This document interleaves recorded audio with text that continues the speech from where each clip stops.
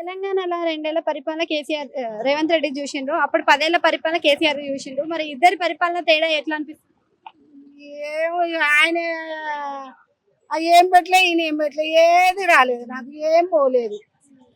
ఆ, పరిపాలన చూసుకుంటే మరి ఏమన్నా తేడాలు కనిపించినాయా మీకు ఇవిడదాకా? అంటే పథకాలు గానీ ఇంకేమన్నా గానీ? ఏం కనిపించాలి అంటే ఇక అప్పుడు ఆయన అంటే అవి వేసిండు ఏంటి, ఆ మన రైతు బంధు, రైతు బంధు గీతు బంధు నాకు ఏది పడలేదు నాయన, నాకు డబుల్ బెడ్రూమ్లు కూడా రాలేకుండా అంటే నాకు రాలేదు నాయన, రాలేదు. మాది వరంగల్. అంటే మీరు అప్లై చేసిండ్రు కానీ పథకాలు ఏవి రాలేదు నాయన, ఏవి రాలేదు, ఏవి పోలేదు, నాకు ఏం లేదు. నా పింఛన్ కూడా లేదు.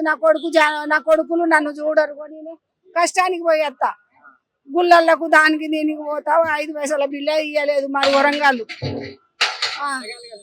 అడిగితే అత్తయ్య అంటే ఇక్కడ రాలేదు, అక్కడ రాలేదు, ఏది రాలేదు.